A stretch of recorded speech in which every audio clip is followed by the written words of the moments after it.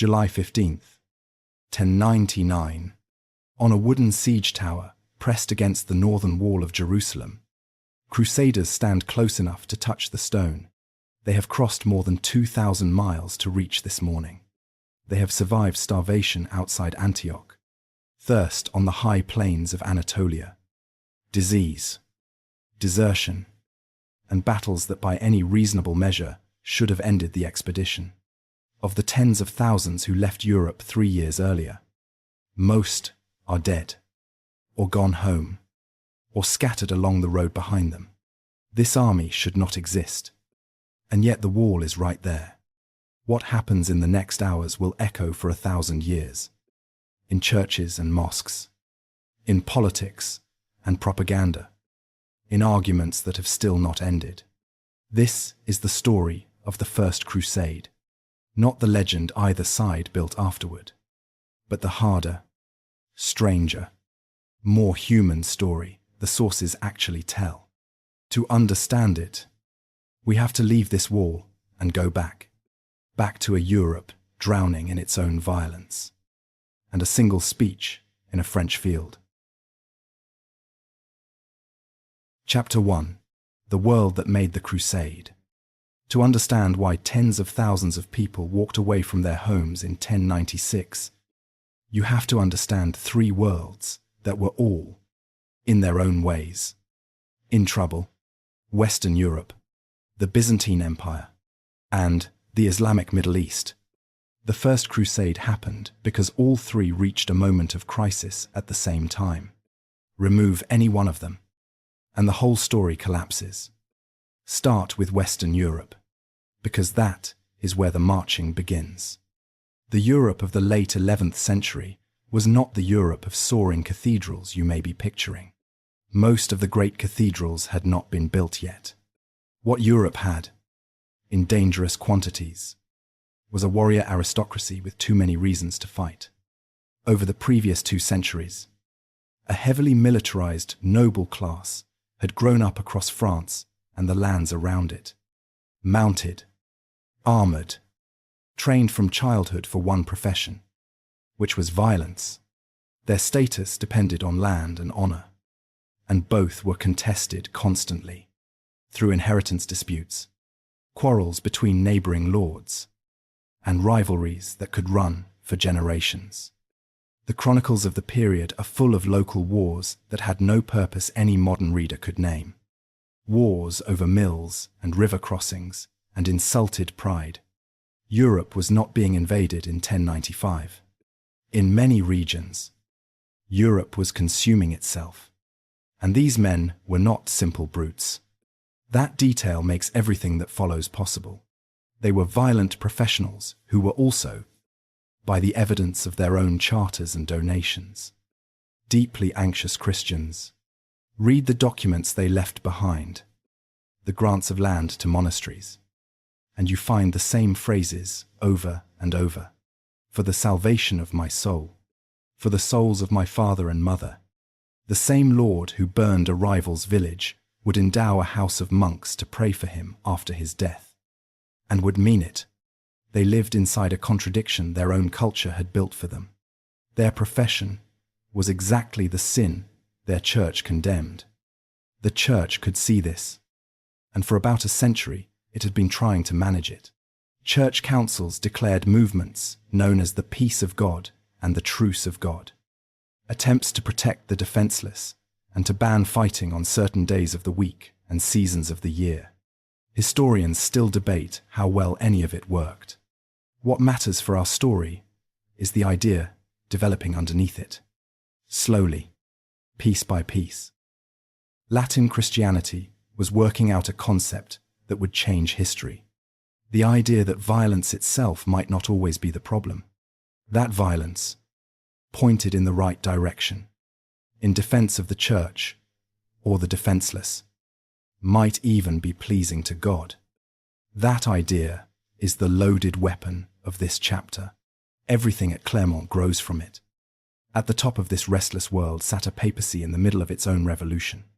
For decades, reforming popes had been fighting to pull the church out from under the control of kings and emperors.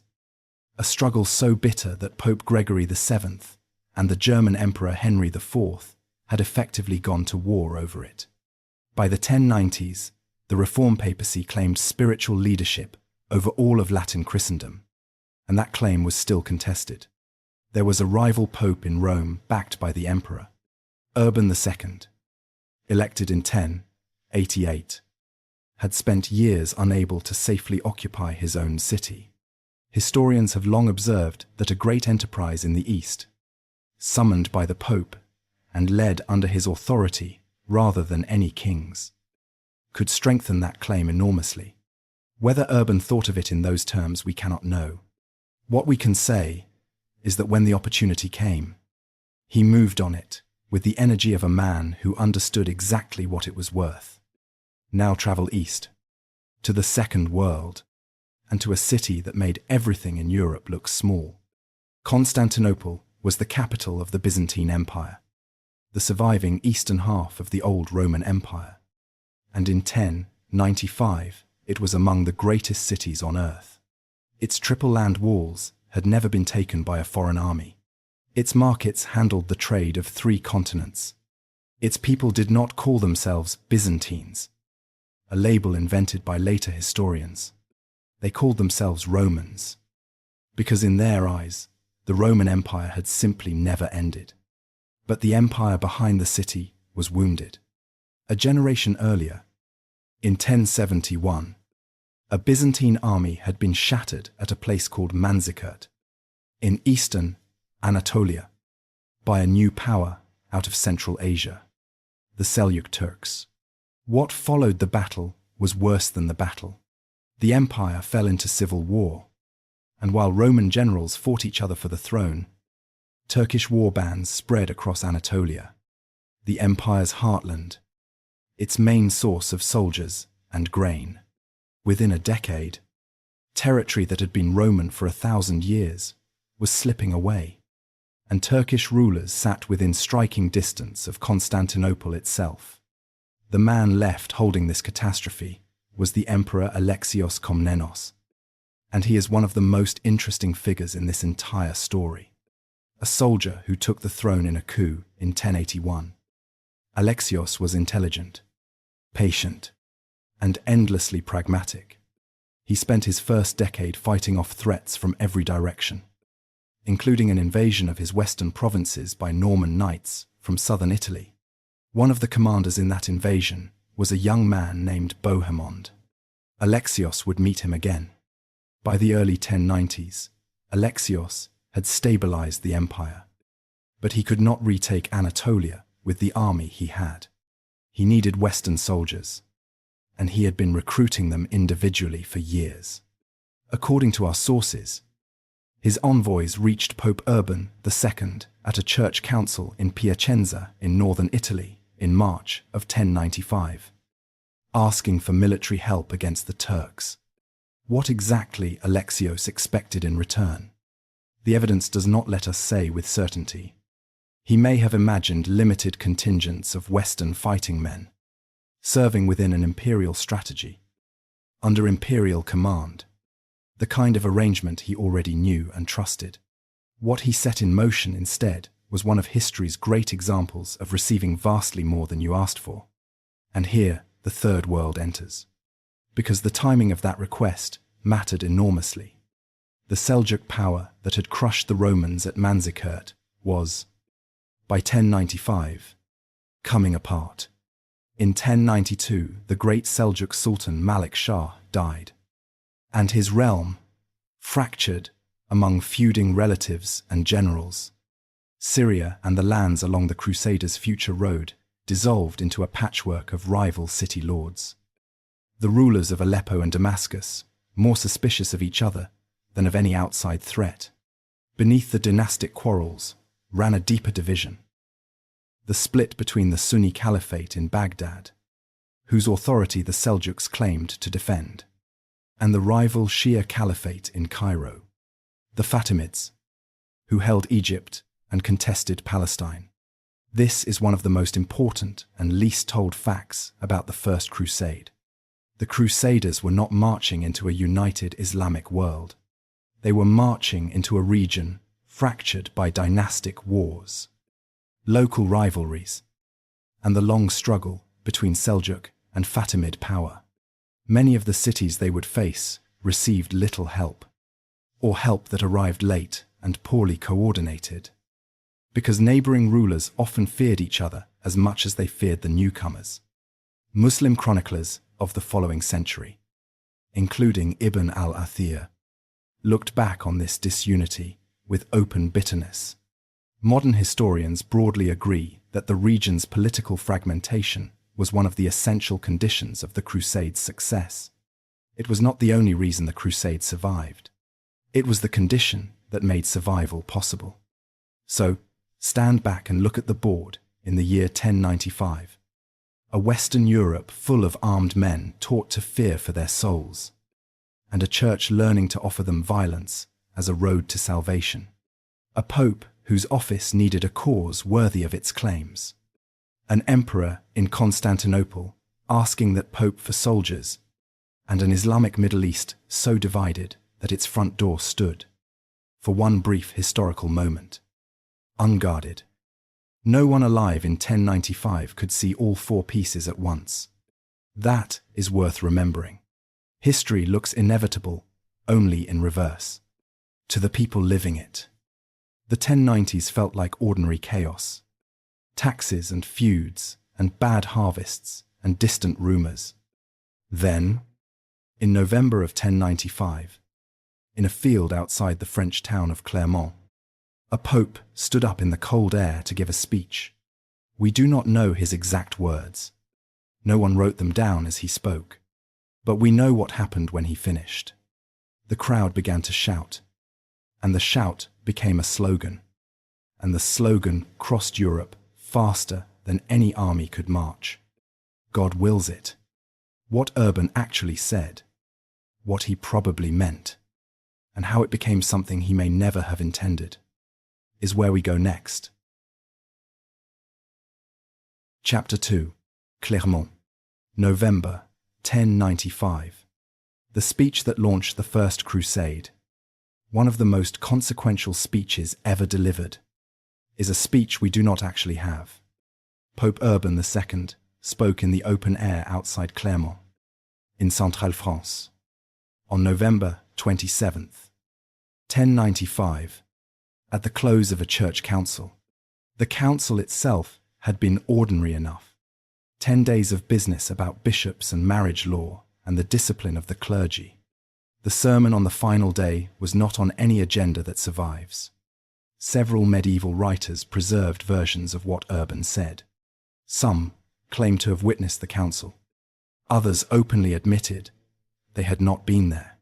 All of them wrote years later, most after Jerusalem had already fallen, and they shaped the speech to fit the ending they already knew. None of them gives us a transcript, and their versions do not match. So we will be honest with you in a way the chroniclers were not. What follows is not a transcript. It is a reconstruction of what Urban most likely argued, built from where the surviving accounts overlap and from the letters Urban himself wrote in the months afterward, which are the closest thing we have to his own voice. The overlap tells us Urban made roughly 3 moves. First, he described the suffering of Christians in the East, churches desecrated, pilgrims attacked, an ancient Christian empire bleeding territory to the Turks. Some of this reflected real events. Anatolia truly had been overrun, and the pilgrimage routes truly had become more dangerous in the decades of chaos. But the picture Urban painted was, by most modern assessments, sharpened and darkened for effect. He was not delivering a news report. He was building a case. Second, he turned to his audience, the fighting men of France, and did something remarkable. He held up a mirror. You, he told them in substance, are the problem with Europe. You rob travelers. You burn each other's villages. You fight each other over scraps while Christians suffer in the East. And then came the turn that made everything after it possible. Stop wasting your violence on each other. and carry it east, where God can use it. That is the idea from chapter 1, arriving at its destination. The warrior's profession, the very thing his church had taught him to fear for his soul over, offered back to him as the instrument of his salvation. For a man who had spent 30 years accumulating sins he genuinely believed would be weighed, this was not a recruitment pitch. It was a door out of a locked room.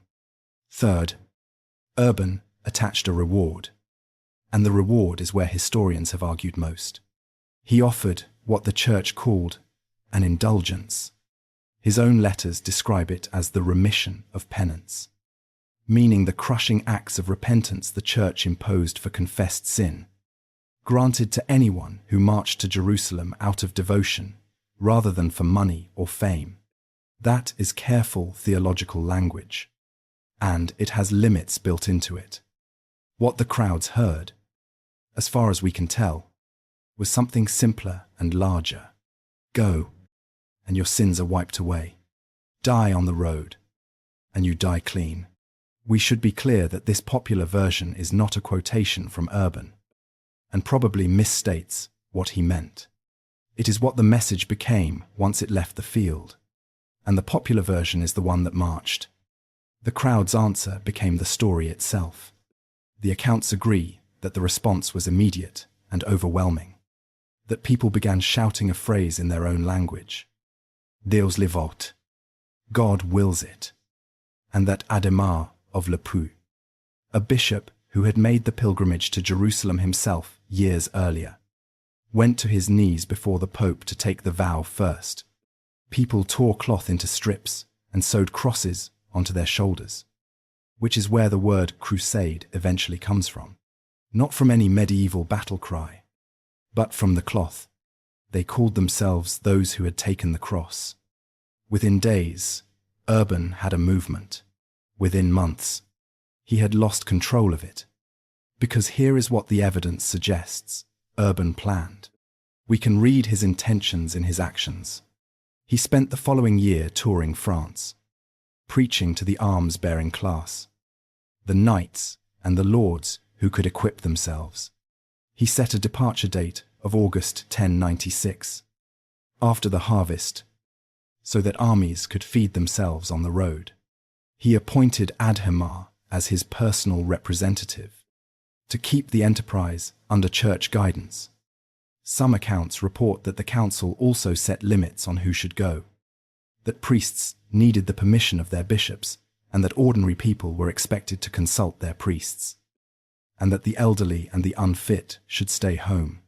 Every one of those decisions points to the same vision: a disciplined expedition of professional warriors, blessed and supervised by the church. What he got instead was a fire in dry grass. The message left Clermont and passed into the hands of wandering preachers. And as it travelled, it changed. Nuance burned away. Conditions burned away. What remained was the purest possible promise: Jerusalem, salvation, now. And it landed on ground, more receptive than anyone could have planned. Parts of northern France and the Rhineland had come through difficult years, and some historians see hardship and apocalyptic expectation among the reasons ordinary people responded so fiercely, though the sources let us glimpse those motives more than measure them. What we can measure is the result: a summons aimed at a warrior elite spread far beyond it, to peasants, townspeople, and whole families. People the Pope had never intended to send anywhere. Clermont also left behind a darker possibility, and it has to be said plainly. Nothing in any version of Urban's speech called for violence against Jews, but the logic now loose in the crowds, that killing the enemies of Christ could purchase salvation, was a logic that some of Urban's hearers would soon aim at their own Jewish neighbours, with results we will not look away from in the next chapter. A speech, once delivered, belongs to its audience. Urban was about to learn that in the hardest way available, by the spring of 1096, months before the Pope's official departure date, Tens of thousands of people were already moving. Most had no armor. Many had no weapons. Some brought their families, their children, their livestock, everything they owned loaded onto carts. They were led not by lords but by a small, ragged preacher on a donkey. A man the crowds treated as a living saint. The princes were still mortgaging lands and raising money. The people were already gone. Chapter 3. The People's Crusade. His name was Peter, called Peter the Hermit, and even the sober chroniclers struggle to explain his effect on a crowd. He was a preacher from around Amiens in northern France. Small, barefoot, dressed in a coarse wool robe he apparently never changed, riding a donkey. According to the accounts of the time, people fought to pull hairs from that donkey to keep as relics. Guibert of Nogent, a monk who saw him preach and was not easily impressed by anyone, wrote that whatever Peter said or did was treated as though it were almost divine. Whatever he had, charisma, conviction, timing, it worked at a scale no one had seen before. Through the winter and spring of 1096, Peter preached the crusade across northern France and the Rhineland, and the crowds that gathered around him became an army, or something shaped like one. Modern historians estimate the popular movement that Peter and other preachers set loose in the tens of thousands. And the old image of a mob of pure peasants is not quite right. There were trained knights among them, and minor nobles. One of the leaders is remembered as Walter sans Avoir, a name later readers mistook for a description of poverty. It almost certainly came from his family's lands at Boissy sans Avoir, west of Paris. He was a competent minor lord, not a beggar, and the mistake is a useful warning about how easily this story attracts legend. But there was no supply system, no unified command, and no plan beyond a direction, east, and a destination, Jerusalem, which most of them could not have placed on a map. One chronicler describes children at each town on the road asking whether this, at last, was Jerusalem. Before any of these bands saw a Turk, some of them turned on their own neighbors. And this part of the story must be told at full weight. In May and June of 1096, armed bands, moving in the wake of the crusading summons, attacked the Jewish communities of the Rhineland. In cities including Speyer, Worms, Mainz, and Cologne, the largest and most murderous of these bands was led not by Peter, who had already moved on toward Hungary with his main following, but by a German count named Emicho of Flonheim, operating under his own command.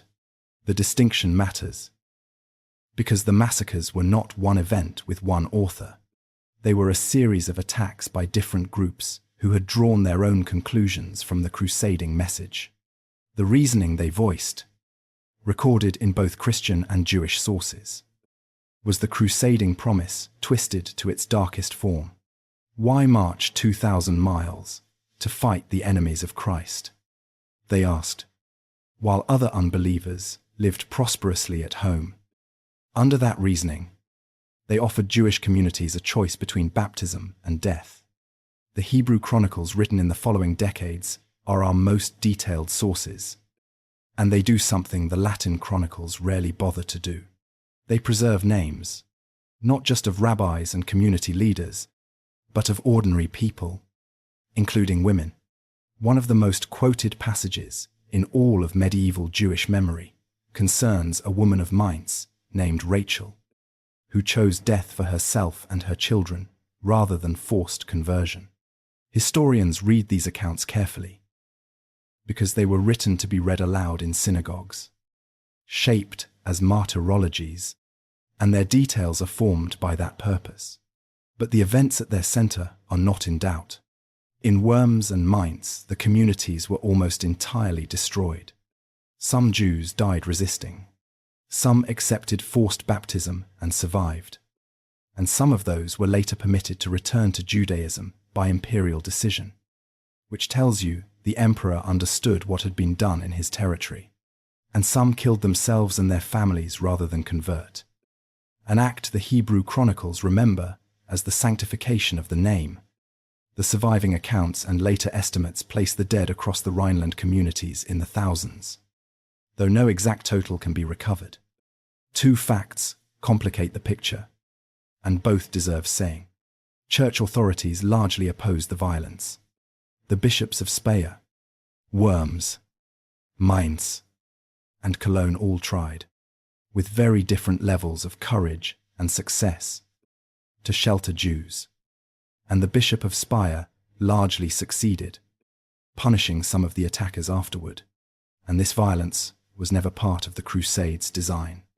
Urban's plan said nothing of the kind, and later church voices condemned it. But the harder truth remains, and historians of these massacres have made the argument forcefully. The attacks were not random. They grew out of the Crusades' own emotional logic.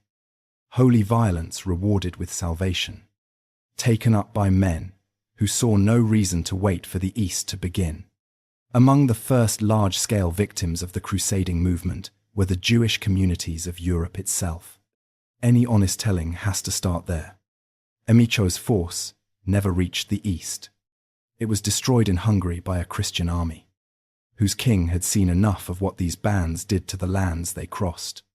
Because that was the other face of the People's Crusade. It had to eat. It had little money, and so it took. The march down the Danube through Hungary and into Byzantine territory became a rolling disaster of foraging, looting, and pitched fights with local forces. At one town in Hungary, the Crusaders stormed the walls after a market dispute turned violent. Byzantine officials eventually took to escorting the columns through imperial territory, the way one escorts a fire through a dry field. By the time Peter's people reached Constantinople in the summer of 1096, they had already lost thousands.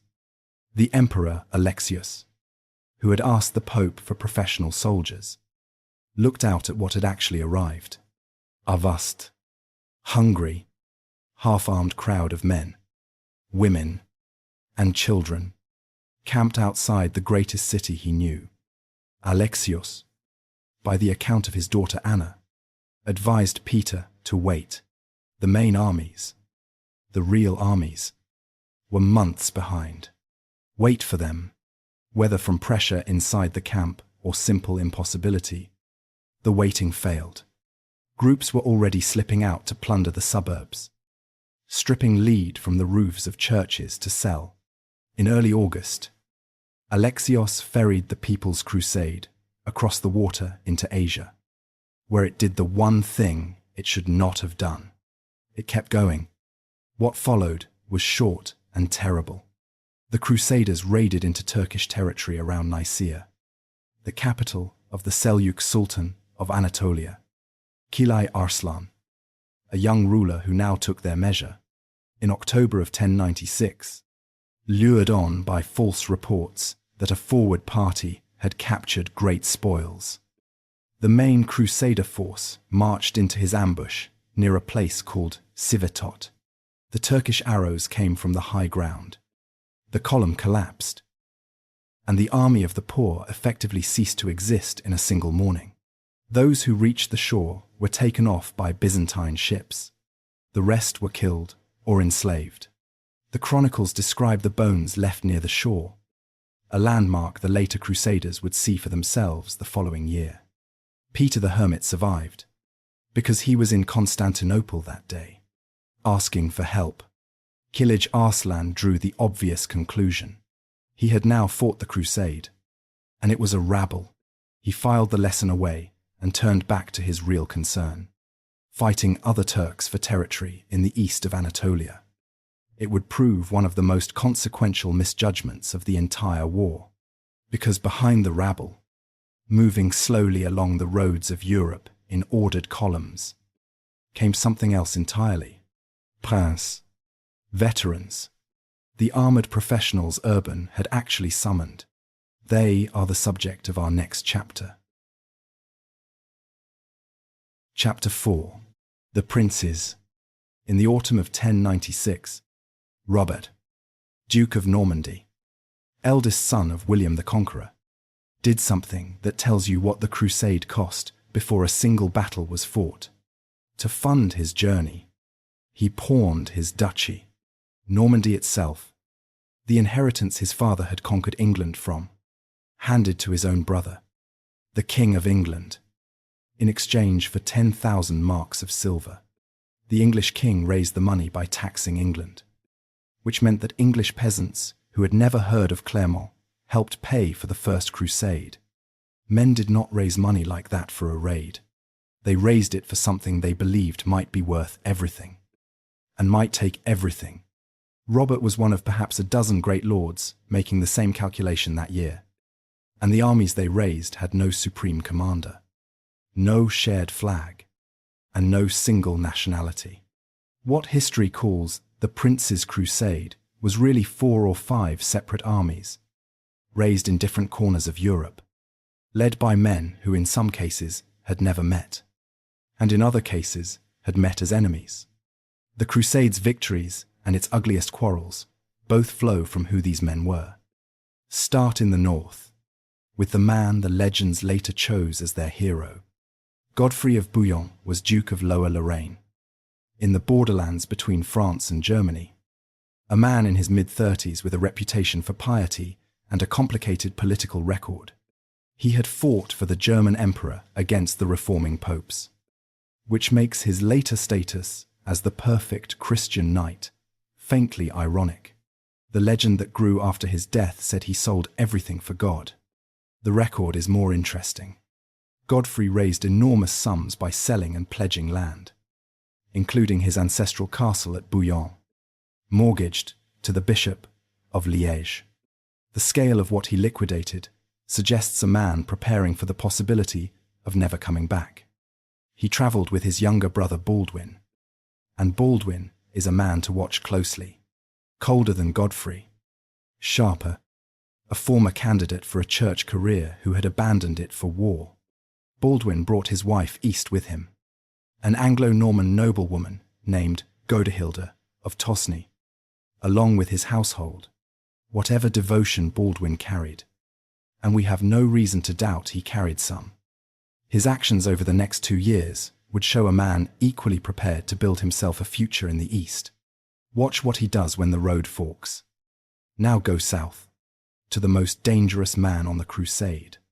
Bohemond of Taranto was a Norman from southern Italy, and the Byzantines already knew him well, because 15 years earlier he had invaded them.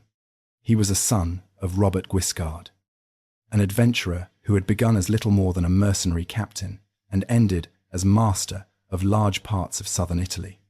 Bohemond had commanded armies against the Emperor Alexios in the Balkans, had beaten Byzantine forces in the field, and had ultimately been fought to a standstill. Anna Komnene, the emperor's daughter, left a description of him that has fascinated readers for 9 centuries. A portrait of a man so physically striking and so obviously dangerous that she seems unable to decide whether she is describing a hero or a monster. And Bohemond carried a grievance the whole world could see. His father's conquests had passed mostly to his half-brother. He had inherited far less than his ambitions required, and he was heading east into a war of conquest. His fellow princes could finish that thought as easily as you can. With him rode his nephew Tancred, in his early 20s, ambitious, aggressive, and destined to outlive nearly everyone in this story. Third, the south of France, and the money. Raymond of Toulouse, Count of Saint-Gilles, was the oldest of the princes, in his mid-50s, and the richest. He ruled lands across southern France, and he gave every sign of seeing himself as the Crusade's natural leader. He marched with the largest single contingent, with his wife Elvira travelling in his household, and with the papal legate Adhemar of Le Puy at his side. which gave his camp the closest thing the crusade had to official status. Later, tradition held that Raymond had vowed never to return home. He was proud, prickly, stubborn as winter, and his rivalry with Bohemond would nearly wreck the entire enterprise more than once. And fourth, the northern French, a cluster of the highest-born men in Europe, Hugh of Vermandois, brother of the King of France, Robert of Normandy, whom you have already met, Robert of Flanders, and Stephen of Blois, one of the wealthiest lords in France. Married to William the Conqueror's daughter, Adela, Stephen deserves a moment, because 2 of his letters home survive, and they are among the most human documents the Crusade produced. He wrote to Adela from the road as a husband reporting to a wife who was clearly running his lands and expecting details. He told her the emperor had received him with extraordinary honor, had loaded him with gifts, and had treated him almost as a son. He told her he had more gold and silver now than when he left. He told her the truth as he understood it, and got some of it embarrassingly wrong, including a confident prediction about how soon the army would reach Jerusalem. Reading them, you are reading a decent, cheerful, slightly self-satisfied man who has no idea what is coming, and Adela herself is worth remembering. She would govern Blois in his absence. Years later, play a decisive role in his story. Hold on to both of them. Notice who is missing from this list. No kings. The kings of France, England, and Germany were all, for various reasons including excommunication, unavailable or unwelcome. This was an expedition of the second tier of European power. Dukes and counts, without a king or an emperor above them. Every dispute that arose over the next 3 years would have to be negotiated among equals. And none of these men had ever been anyone's subordinate. So why did they go? This question has been fought over by historians for 2 centuries. And the honest answer is that the old either-or framing is false. The 19th century liked to imagine pure religious heroes. The 20th century, in reaction, liked to imagine cynical land grabbers using faith as a cover story. The evidence supports neither cartoon. Consider the economics. Crusading was ruinously expensive. Jonathan Riley Smith and others, who worked systematically through the Crusaders' own charters, found families selling and mortgaging property on a scale that alarmed their relatives, and estimates that a knight needed several times his annual income simply to equip himself and stay in the field. The documents are full of relatives grudgingly consenting, monasteries buying land at advantageous prices, and men raising cash any way they could. If this was an investment scheme, it was a terrible one, and most survivors came home poorer than they left. Consider also the world these men lived in, where hell was as real as the road outside, and where a warrior's daily profession was exactly the sin his church condemned. An offer to turn that profession into salvation answered the deepest anxiety their culture had. And yet, Baldwin brought his wife. Bohemond had inherited far less than he wanted. Raymond, if the tradition is right, did not plan to come back. For some of these men, at minimum, the crusade was also an emigration, a one-way bet on a new life in the East. The truest statement is the one the evidence forces on us. Faith and ambition were not opposites in 1096. They were braided together so tightly that the men themselves probably could not have separated them, and we will not pretend to do it for them. Through the autumn and winter of 1096 into 97, these armies moved east by separate roads. Godfrey, down the Danube through Hungary, where the king, burned by the People's Crusade, demanded Baldwin and Godehilda as hostages for the army's good behavior, and got them. Bohemond, across the Adriatic and through the Balkan hills. roads he had last travelled as an invader, and this time under orders to pay for everything and touch nothing. Raymond, along the Dalmatian coast in winter. A miserable march, his own chaplain described bitterly. Through fog and hostile hill country, hue of Vermandois by sea, arriving ahead of the rest, shipwrecked and nearly alone, which rather undercut the magnificent letters he had sent ahead announcing himself. All the roads led to the same place, the walls of Constantinople, and a waiting emperor who had asked for mercenaries and was now receiving, in successive waves, tens of thousands of armed Franks led by, among others, a man who had spent years trying to conquer him. Alexios had a plan for this. It was subtle, it was reasonable, and it planted the seed of a grievance that would poison East and West for generations. Chapter 5. The Gates of Constantinople. 3. For a moment, to see it through their eyes. A knight from rural France in 1096 had likely never seen a settlement of more than a few thousand people. Now he stands before Constantinople, triple land walls running 4 miles from sea to sea, towers every 50 yards, and behind them a city vastly larger than anything in the Latin West, home to hundreds of thousands of people, domes sheathed in gold, markets selling silk, spices, and manufactured goods from lands the Franks had no names for, aqueducts still running, public monuments 1,000 years old, and at the center, Hagia Sophia, the greatest building in the Christian world, whose dome the Roman historian Procopius had described 5 centuries earlier as seeming not to rest on solid masonry, but to hang from heaven on a golden chain. The chroniclers who marched with the Crusade wrote about Constantinople the way people write about things that have overturned their sense of scale. Fulcher of Chartres, the priest whose account we will lean on throughout this story, simply started listing what he saw.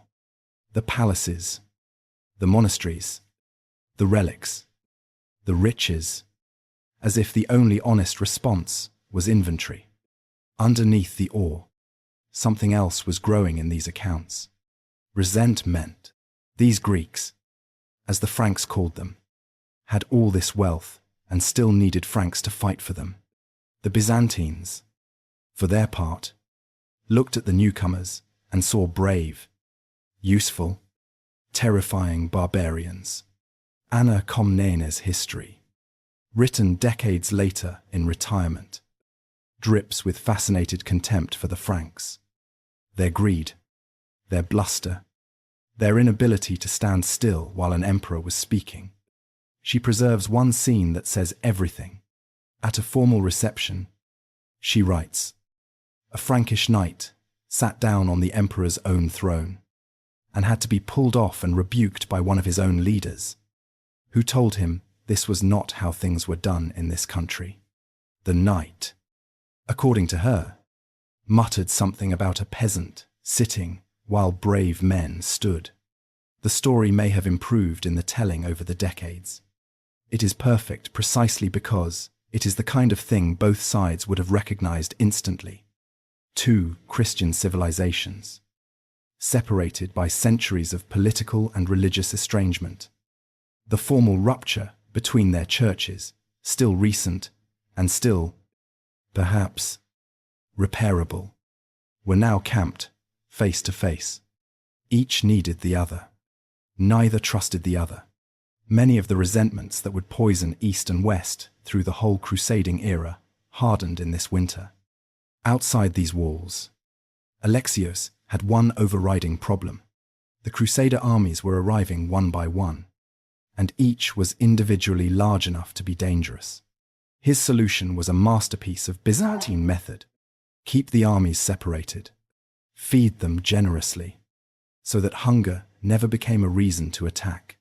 Ferry each one across the Bosphorus into Asia as fast as possible, and before each prince crossed, extract from him an oath. The oath is the hinge of the entire crusade. So let us be precise about it. According to our best reconstructions from Latin and Greek sources, Alexios asked the princes to swear to restore to the empire any recaptured territory that had recently belonged to it, and in return he promised supplies, guides, military support, and gifts on a staggering scale. From his point of view, this was self-evidently fair. These lands were Roman. The expedition existed, in his understanding, because he had asked the Pope for help recovering them. The princes saw it differently, and their reactions tell you something about each man. Godfrey stalled for weeks. The standoff turned violent, with Frankish troops looting suburbs and an actual clash outside the walls during Holy Week of 1097, before he yielded and swore. Raymond of Toulouse flatly refused the full oath, offering instead a limited promise to respect the emperor's life and honor, and he never budged. And Beaumont, the emperor's old enemy, arrived and astonished everyone by being the most cooperative prince of all. He swore everything asked, smoothly and immediately, and then requested a grand imperial command in the east for himself. Alexios deflected the request with equal smoothness. Anna records her father treating Beaumont with elaborate courtesy and watching him the entire time, and describes the Norman refusing food offered in the palace out of suspicion of poison. Whatever polish hindsight added, the essential picture rings true.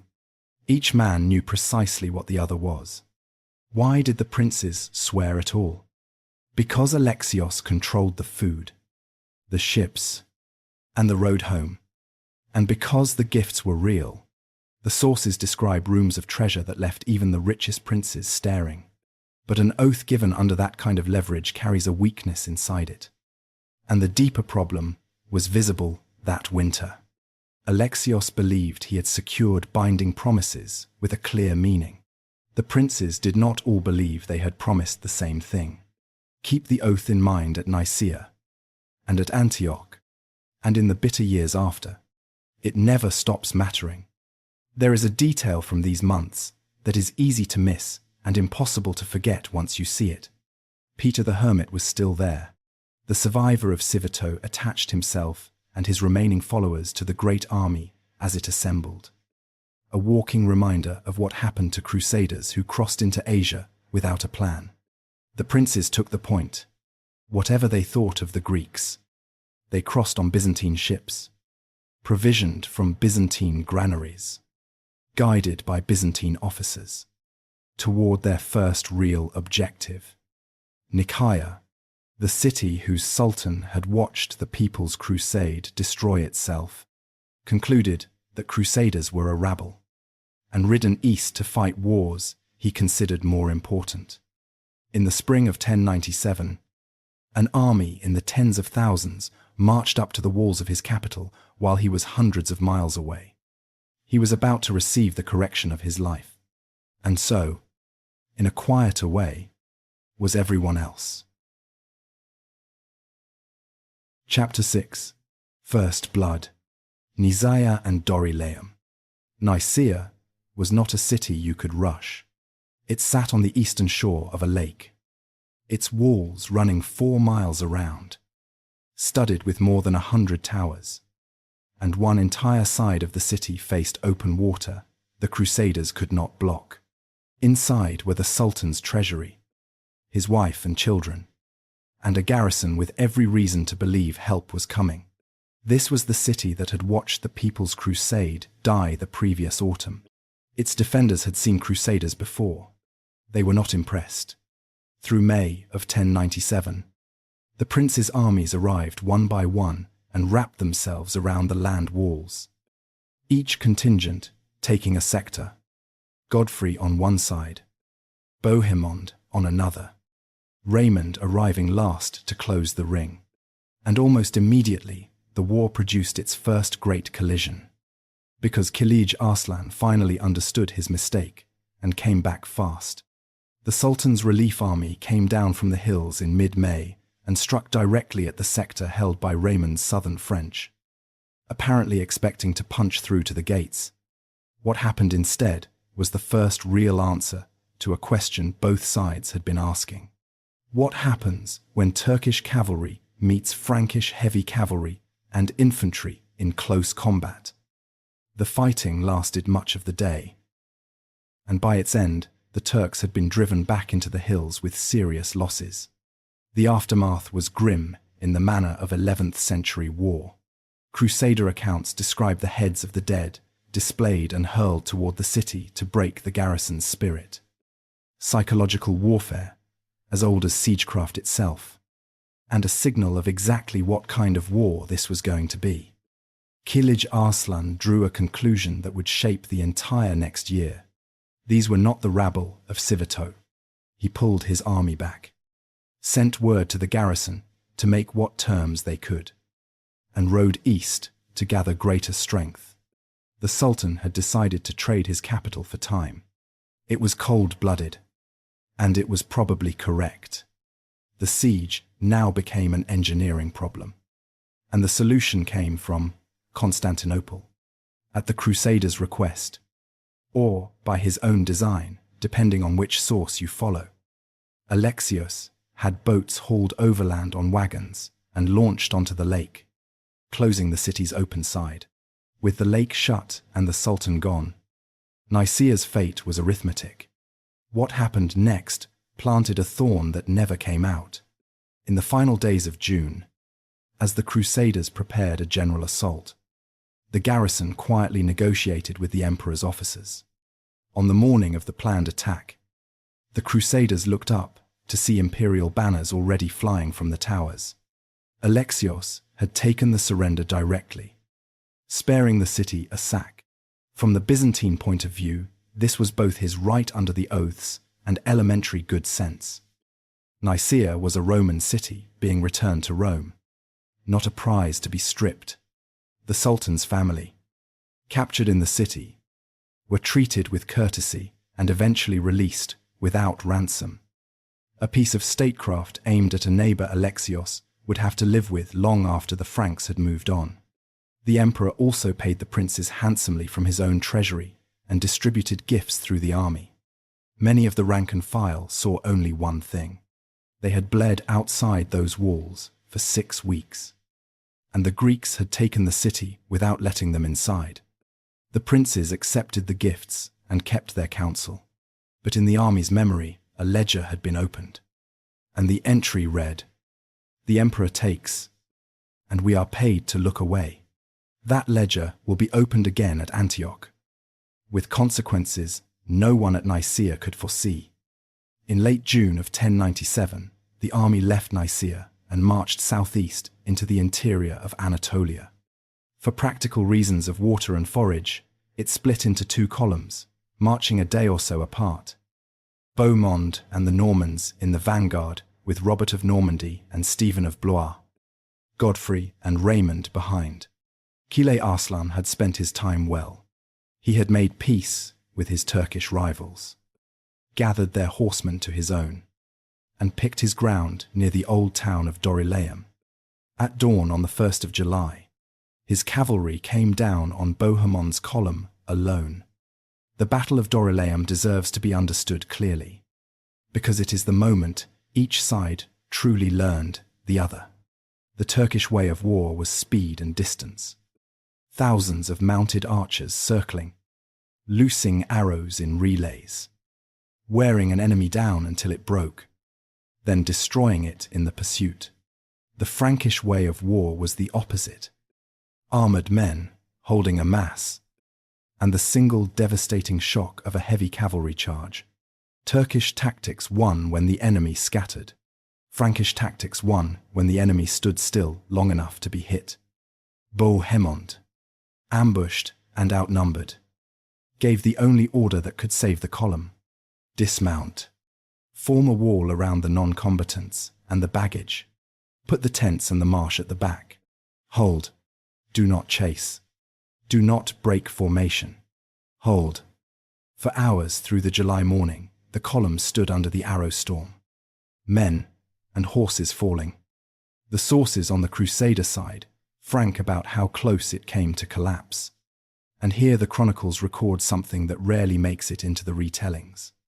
The Gesta Francorum, written by an anonymous soldier in Bohemond's army, describes the women of the camp moving among the fighting line through those hours, carrying water to men who could not leave their positions, and encouraging them.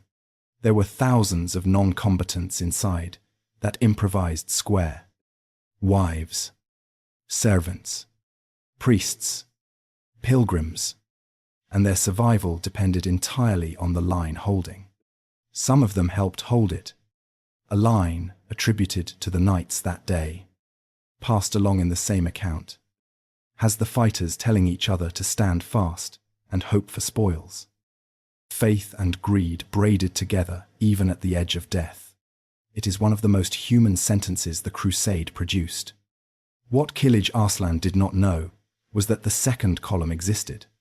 When Godfrey's and Raymond's cavalry came over the hills into his flank around midday, the shock reversed the battle within an hour, struck from a direction he had not scouted, by exactly the kind of massed charge his tactics were built to avoid.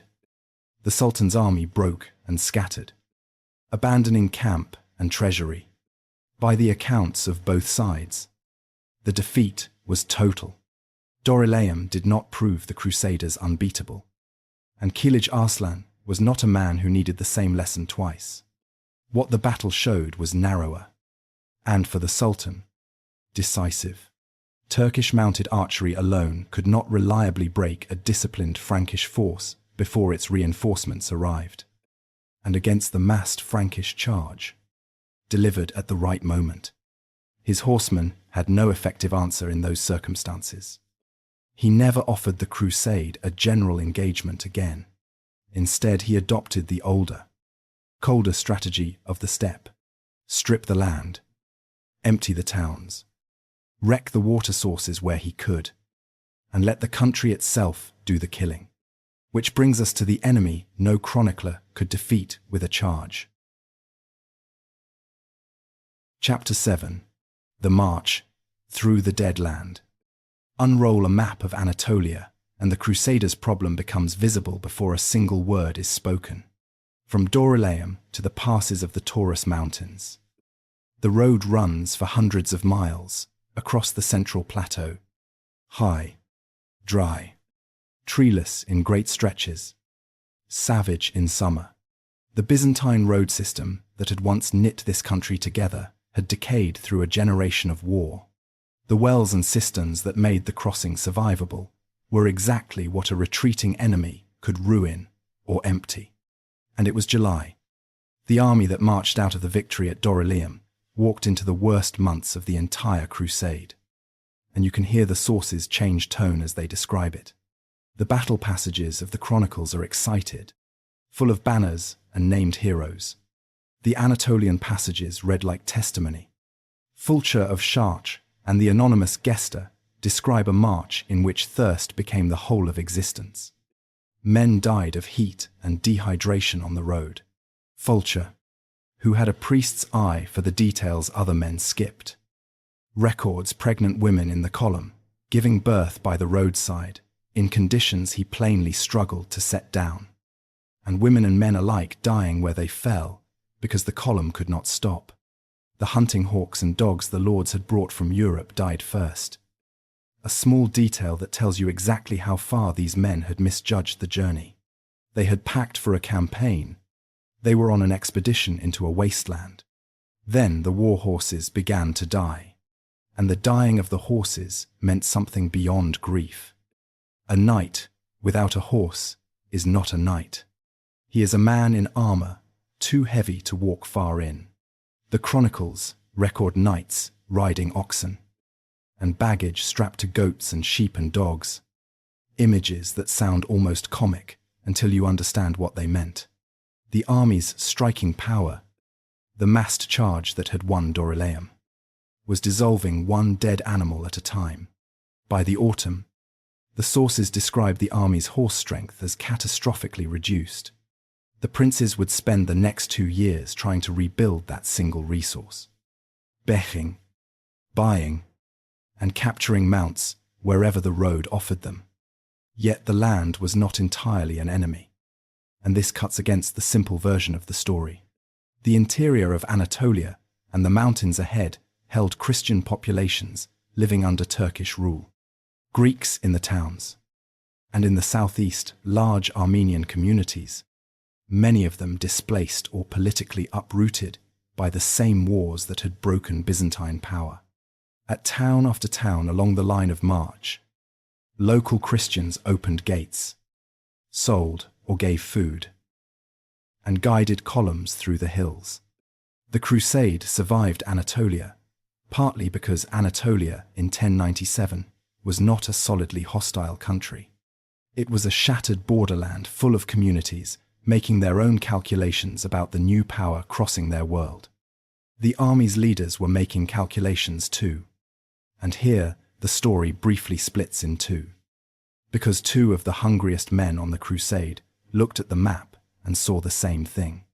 Southeast of the main line of march lay Cilicia, a fertile plain between the mountains and the sea, thick with Armenian towns and thinly held by Turkish garrisons. In September, Tancred, Bohemon's young nephew, and Baldwin, Godfrey's cold and clever brother, each took a force over the passes into the plain, officially to secure the flank and the food supply. What followed at the city of Tarsus was uglier than any official purpose. The two contingents, having taken the town's surrender, quarrelled over whose banner would fly from its citadel, and the quarrel came to the very edge of open bloodshed between crusaders. A body of Norman soldiers arriving late was left outside the walls overnight. By Baldwin's decision, as the sources sympathetic to Tancred tell it, and was cut down before morning by Turkish raiders still in the area. The two young commanders patched a truce because they had to. The crusade had not yet reached Antioch, and crusaders had already come to the brink of killing each other over real estate. Baldwin's road then took a personal turn. In October, at Marash, on the edge of the mountains, his wife, Godehilda, died. She had crossed Europe with him, been held as a hostage in Hungary, and endured the plateau. She is one of the few crusading wives whose name and fate the sources bothered to preserve, and there were thousands like her whose names they did not. Days later, Baldwin did something that changed the map of the East. Invited by Armenian leaders who wanted a Frankish sword arm against the Turks, he left the crusade entirely and rode east toward the Euphrates, to the ancient city of Edessa. The city was ruled by an Armenian Christian lord named Thoros, an experienced and unpopular ruler who needed protection badly enough to adopt Baldwin as his son and heir in a formal ceremony. Within weeks, a rising in the city overthrew Thoros, and he was killed by the mob. Baldwin's precise role is disputed in the sources, and even accounts friendly to him describe the episode with visible discomfort. What is not disputed is the outcome. In early 1098, Baldwin became master of Edessa, the first Crusader state in history, before the main army had taken Antioch and 18 months before anyone reached Jerusalem. We said in chapter 4 to watch what Baldwin did when the road forked. This is what he did. Whatever mixture of devotion and ambition had carried him from Lorraine, at Edessa, the ambition had found its answer, and Fulcher of Chartres, our careful priest, went with him as his chaplain, which is why Fulcher's account of the next 15 months comes to us from a man who was somewhere else. Remember that when we reach the darkest passage of this story, the main army, meanwhile, chose its road at a place called Heraclea, and the choice tells you what Anatolia had done to it. The direct route to Syria ran through the Cilician Gates, a narrow mountain pass that a small determined force could hold for a very long time. The army went the long way instead, north and east, through the highlands, past Caesarea, adding weeks to the march. By most modern readings, because the direct pass was too dangerous for an army too weakened to force it. Even the long road exacted its price, crossing the anti-Taurus range in the October rains. On tracks the Gesta author describes with something close to despair. Pack animals slid from the cliffs, still roped to their loads, dragging each other down. Knights, the sources say, tried to sell their armor rather than carry it another mile, and found no buyers. And then, in the third week of October, 1097, the survivors came down out of the mountains and saw it. The Orontes Valley, green after the dead plateau, the iron bridge over the river, and beyond, filling the space between a mountain and the water, a city whose walls climbed the slopes for miles, built by Roman emperors, strengthened by Byzantine ones. Its citadel, 1,000 feet above the plain, Antioch, one of the great cities of the ancient world, one of the birthplaces of Christianity itself, and the strongest fortress any of these men had ever seen. The army that looked up at those walls was no longer the army that had left Nicaea. It was leaner, poorer, largely on foot, and it was about to attempt the most dangerous operation in medieval warfare, a winter siege of a superior fortress. In hostile country, with no secure supply line and no way home, the next 8 months would decide the crusade, and very nearly ended it. Chapter 8. Antioch. The siege. The princes stood at the Iron Bridge in late October of 1097 and faced a decision that split the council. Winter was coming. The city in front of them had walls running for miles, climbing from the river up the slopes of Mount Silpius, studded with hundreds of towers, and crowned by a citadel so high that attacking it meant climbing a mountain under fire. The garrison, commanded by a Turkish governor named Yagi Sian, was strong, provisioned, and sitting inside one of the most defensible cities on earth. Raymond of Toulouse argued for an immediate assault. Trusting God and momentum, the other princes looked at the walls and voted for a siege, and the arithmetic was on their side. The Crusaders did not have the numbers to storm miles of wall. They did not have the numbers to surround it either. So they did the only thing left. They camped against the northern sections of the city, blocked the gates they could reach, and left the mountainside open. For months, Antioch was a city under siege that could still breathe through its back door. Understand what a medieval siege actually was, because the films have it wrong. It was not mostly fighting. It was 2 starvation clocks running side by side, one inside the walls and one outside.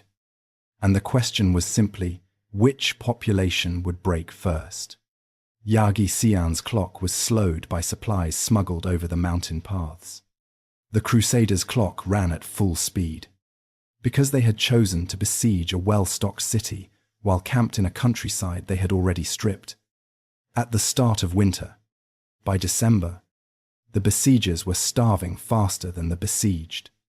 The chroniclers understood that the surest way to convey hunger is to write down prices, and so they did. The Gesta author lists them almost like a merchant's ledger.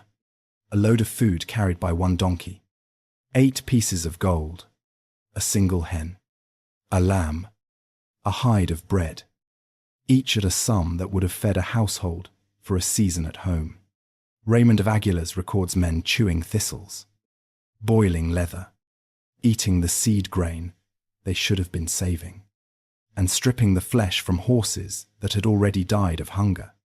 The horses kept dying, by the estimates preserved in the sources. An army that had once counted its knights in the thousands could soon field only a few hundred mounted men. Rain rotted the tents. Disease moved through the camp in the way disease always moves through, crowded, wet, malnourished people, and desertion began, first in trickles, then in streams, men slipping away toward the coast, choosing shame and survival over honor and starvation. In January, hunger claimed its most famous deserter yet, Peter the Hermit, the preacher who had set half of Europe marching, was caught, leaving the camp by night, and brought back, by the account of the Gesta, in disgrace. If you want one image for that winter, it is this one. The man who had promised the poor that God willed the journey, running from it in the dark. Two things kept the army alive: foraging expeditions, which were really small campaigns, and the sea. The maritime story deserves more fame than it has. Through the winter, ships from Genoa and other ports, and by some accounts an English fleet, put in at nearby St. Simeon, carrying grain, timber, tools, and craftsmen. The route to the siege lines was short and constantly ambushed, and men died, holding it open. But it existed. The First Crusade is remembered as a land epic. It was kept alive by boats. Twice, during the winter and spring, armies from the Muslim cities of Syria marched to relieve Antioch, first from Damascus, then from Aleppo. Here, the fractured world of Chapter 1 paid its terrible dividend. The relief armies came separately, months apart, because Damascus and Aleppo were rivals who would not fight under one banner even for Antioch. Each was met and beaten in turn by a crusader force built around Bohemon's generalship. The second victory, at the Lake of Antioch in February, was won by a mounted force. The sources number at only around 700 knights, close to every horse the army had left. Had those two relief armies arrived together, the crusade might well have ended in the mud of the Orontes. It did not end. Slowly, the grip tightened. In March, using timber from the ships, the Crusaders built a fort opposite the bridge gate, cutting the city's best sally route, and gave command of it to Raymond. In April, Tancred took over a fortified monastery, blocking the last western gate. The back door was closing at last, and by late spring the hunger clocks had traded places. Now Antioch was sealing shut, and it was Yagi-Sian's people who were starving. Then, in late May of 1098, news arrived that changed everything. The great powers of the East had finally stopped watching. An army was coming from Mosul, led by its ruler Kerboga, and this was no city militia. It was a coalition drawn from across Mesopotamia and Syria, the largest force the Crusaders had yet faced. And it was weeks away. Every man outside Antioch could do the arithmetic. If Kerboga arrived while the crusade was still outside the walls, caught between his army and the garrison, the crusade would die there. The desertions that followed included great men. Stephen of Blois, who had written to Adela from Constantinople about honors and gifts and how soon they would all reach Jerusalem, left the army in the first days of June and rode north. The sources closest to him say he was genuinely ill, and there is no reason to disbelieve them. Illness and despair are not exclusive conditions. What Stephen did next belongs to the next chapter, because his road home would cross the emperors, and the crossing would echo for a century.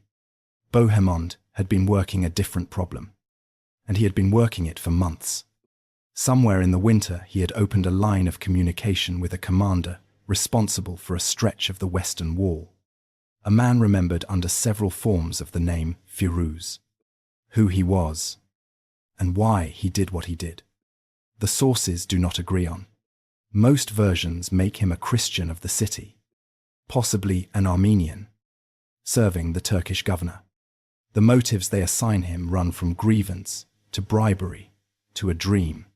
The honest summary is that no one knew then and no one knows now. What mattered was what he controlled. Towers. Now Bohemond went to the Council of Princes with an offer shaped like a trap. He could deliver Antioch, he implied, but only if the city, once taken, belonged to him. Raymond of Toulouse saw the trap instantly and fought it. invoking the oath to Alexios. The other princes resisted. Then, as Kerboga's approach grew nearer, yielded one by one, necessity voted with Bohemond. On the night of June 2nd, 1098, a picked force made a show of marching away east, then doubled back in the darkness to the western walls. Beneath the towers Firuz commanded. Before dawn on June 3rd, a ladder went up. Armed men climbed into a tower. A gate was opened from inside, and the army poured into the city it had bled outside of for 7.5 months. What followed was a massacre. The sources on both sides agree, and the Crusader chronicles do not hide it, recording that in the fury of that morning, the dead included Christian residents of the city alongside Turks. Yagi Sian fled into the hills and was killed there by local men, who brought back his head. By nightfall on June 3rd, the Crusaders held Antioch. They held a city whose remaining supplies came nowhere near enough to feed them. After a siege that had starved it for months, they held every wall and gate except the one that mattered most, the citadel on the mountain, which had not fallen and would not. And 4 days later, Kerboga's army arrived and wrapped itself around the walls. The besiegers were now the besieged, locked in a hungry city with an enemy fortress above their heads and the largest army of the war outside. The trap had closed 1 week late, with the crusade inside it. Chapter 9. Antioch, the Miracle and the Trap. The month that followed, June of 1098, is by common consent one of the strangest episodes in medieval history. What happened inside Antioch in those 4 weeks should not, by any material logic, have produced what it produced. To understand it, you have to hold 2 stories in your head at once. One about supplies and command decisions, and one about visions. The people inside the city did not separate those stories. If we want to understand them, neither can we. The material situation first, because it was very simple. The Crusaders held the walls of a city with almost nothing left to eat in it. Kerboga held the countryside and, through the citadel above the city, a door into it. His first days were spent attacking down the mountain slope, fighting the Crusaders at barricades inside their own walls. The hunger that followed passed anything the army had yet known. The chronicles describe men boiling leaves and hides. They describe the desperate lowering themselves over the walls by rope at night to run. A group, the sources remember, with contempt as the rope dancers. Some of those deserters reached the coast, and their reports reached Stephen of Blois. Stephen was riding north with the news that the crusade was finished. He met the emperor, Alexios, in Anatolia, marching south with a Byzantine army to support the expedition. Stephen told him what he believed to be true, and what the men coming out of Antioch had told him. The city was lost. The army was dead or dying. Kerboga's host was overwhelming. Alexios weighed the testimony, which was honest, and turned his army back. It was a defensible decision built on the best information available to him. And it was wrong, and the Crusaders trapped in Antioch would remember only one word of it: abandoned, whatever legal life the oath to the emperor still had. In the minds of most of the army, it died that week. Bohemond would spend years collecting on its corpse. Now the other story, the one the sources themselves put at the center. In the depths of that June, a poor Provençal pilgrim named Peter Bartholomew came to Raymond of Toulouse and the papal legate Adhemar with an account of visions. Saint Andrew, he said, had appeared to him repeatedly and shown him where the Holy Lance, the spear that pierced the side of Christ at the crucifixion, lay buried beneath the Cathedral of St. Peter in Antioch. We are going to be careful here, because the sources themselves were careful. Athir, the Pope's own representative, was openly skeptical, not least because a relic venerated as the Holy Lance already existed in Constantinople. Raymond's chaplain, a priest named Raymond of Aguilers, who becomes one of our main witnesses from here forward, believed passionately and wrote as a believer. The anonymous author of the Gesta reports the finding without committing his heart to it. What happened is agreed. On June 14th, after hours of digging in the cathedral floor produced nothing, Peter Bartholomew leapt into the pit, and a piece of iron was brought up, which he and Raymond's circle proclaimed to be the lance. What was it? An ancient object in the floor of an ancient church. An ordinary piece of metal transformed by desperate belief. Something deliberately placed. The evidence cannot settle it. And people asked the question at the time. Not only skeptics centuries later. Within a year it would be asked so sharply that Peter Bartholomew would stake his life on the answer. What no one disputes, then or now, is the effect. An army that had been dying by inches began, within days, to talk about attacking. The princes shaped that mood into a plan built on pure desperation. The army could not survive a siege, so it would come out and fight. Before it did, it turned on itself in a way that tells you what kind of enterprise this had become. Believing that God would not grant victory to an unclean host, the leadership ordered days of fasting and prayer, and expelled the women from the camp inside the city. A purification the chroniclers record without apparent discomfort, and modern readers cannot read the same way. Thousands of non-combatants who had walked from Europe were pushed out of the army's own quarters to make it holy enough to win. On June 28, 1098, the gates of Antioch opened and the Crusader army came out on foot. Division after division. Knights walking beside sergeants, because by the counts in the sources, only 100 or 200 true war horses remained. Priests stood on the walls chanting. The lance went with the army, carried in Raymond's contingent. On paper, Kerberger possessed every apparent advantage, and the reasons he did not use them live on the other side of the hill. Kerberger's coalition was the fractured world of 1098 in miniature. Emirs from rival cities, watching each other as closely as they watched the enemy. Kerberger himself was not a neutral commander to them. He was the ambitious ruler of Mosul, and a Kerberger who relieved Antioch would emerge as master of Syria, which meant master of them. Muslim chroniclers writing in the following century, including Ibn al-Athir, describe commanders in that army who preferred to see him humbled, and record quarrels, distrust, and contingents holding back or leaving as the battle unfolded. How much was betrayal, how much confusion, and how much ordinary military failure cannot be fully untangled now. What the sources of both sides agree on is the result. The coalition did not fight as one army, against a force with nothing left to lose. That was fatal. What remained of Kerberger's host broke with a speed that shocked both sides.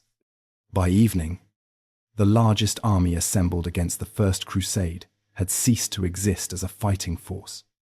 Its camp and supplies abandoned to men who had been starving that morning. The citadel of Antioch, seeing the field decided, surrendered. The Crusaders called it a miracle, and wrote of saints and heavenly riders seen in the battle line. Historians point to the desperation, the tight infantry discipline, and above all, the politics that dissolved Kerberger's coalition. Both descriptions are true to what the day felt like from where each observer stood. One more thing was settled in the dust outside Antioch, though it took months to become official. The city won by Bohemon's arrangement with Firuz and saved by a starving army's charge would, after a year of poisonous argument with Raymond, become exactly what Bohemond had intended it to become. The road south lay open. Jerusalem was 300 miles away, and the army did not move. Chapter 10. The Broken Year. Here is a fact that should stop you for a moment. The battle that broke Kerberga was fought on June 28, 1098. The army did not stand before Jerusalem until June of 1099. The road between them, at a marching pace, was a matter of weeks. The crusade spent nearly a full year covering it. Understanding that lost year is understanding what the crusade had become. The enemy that nearly destroyed it in those months was not Turkish or Egyptian. It was the crusade itself. The first reason was announced by the princes with a straight face. Summer in Syria, they declared, was no season for marching, and the army would rest until November. There was truth in it. Underneath it lay the second reason. And the second reason was Antioch. Bohemond wanted the city. Raymond insisted it must go to the emperor under the oaths. That position sat oddly on the one prince who had refused to swear the full oath. And everyone could see the real shape of the quarrel. The two most powerful men left in the crusade, each wanted to be its master. Antioch was the prize between them.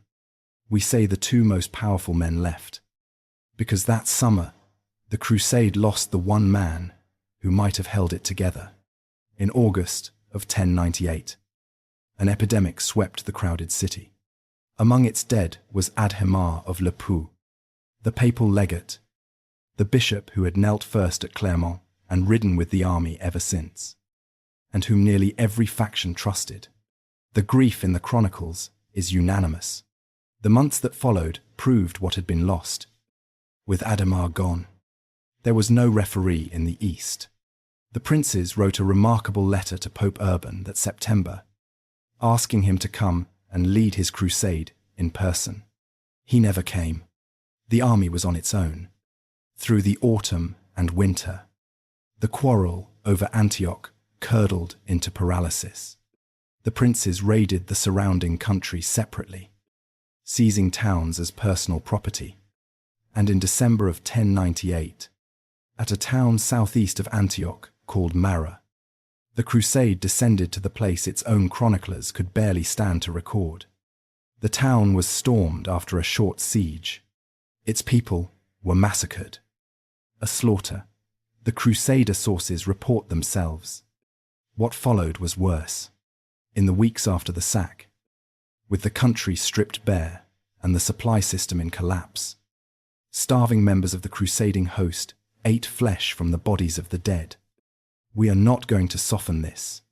We also do not need to speculate, because the Crusaders' own writers set it down. The anonymous Gesta author and Raymond of Aguilers, both travelling with the main army, report it.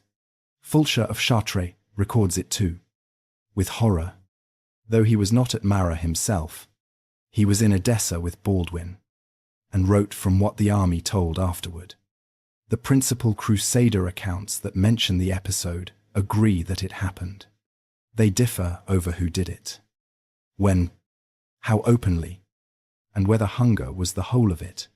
Some historians note that later writers found it convenient to blame the very poorest pilgrims alone, which may itself be a way an army managed a memory it could not carry. When the story reached the Muslim world, it became one of the enduring images of the Franks, and it appears in Arabic chronicles for generations. Whatever the Crusaders believed they were, after Mara, the peoples of Syria knew what they could be, and it was at Mara, in the first days of 1099, that the most remarkable revolt of the Crusade took place. It came from the bottom, the poor of the army, the pilgrims who had walked from Europe for Jerusalem, and only Jerusalem, watched the princes squabble over Syrian real estate and drew their own conclusion. The sources describe them tearing down the walls of Mara with their hands, stone by stone, to make the town worthless. If there was no prize, there would be nothing to stay for. Read that again. The unarmed poor of the crusade forced its lords back onto the road by destroying the things the lords were fighting over. Raymond of Toulouse understood which way the wind had turned. In January of 1099, He walked out of Mara barefoot, dressed as a pilgrim, at the head of the poor, and turned south. The gesture was pious. It was also politically astute. And with Raymond, those two things were rarely separable. It worked. One by one the other princes followed. All but one. Bohemond stayed. And Antioch stayed with him. The man who had done more than any other to win the Crusades' battles simply left it, having gotten what he came for. The march south along the Lebanese coast in the spring of 1099 was, quote, by the standards of this story, almost eerily easy. And the ease had a logic. The local emirs had heard what happened at Antioch and Mara. They preferred to buy the storm passage rather than host it. City after city sent food, money, and guides on the single condition that the army keep walking. At Tripoli, the ruler supplied horses, the Crusaders, who needed horses more than gold, took them and moved on. The deeper reason ran beneath the local one. Palestine had changed hands. In the summer of 1098, while the Crusaders sat trapped in Antioch, the Fatimid Caliphate of Egypt, the Shia rival of the Turks, had taken Jerusalem from its Turkish holders. The Fatimids appear to have believed the Franks could be dealt with as Byzantine auxiliaries, useful against a shared enemy. And their envoys had been talking with the princes since Antioch. They offered protected access for pilgrims to the holy places. What they would not offer was the city itself. On that, there was nothing to negotiate.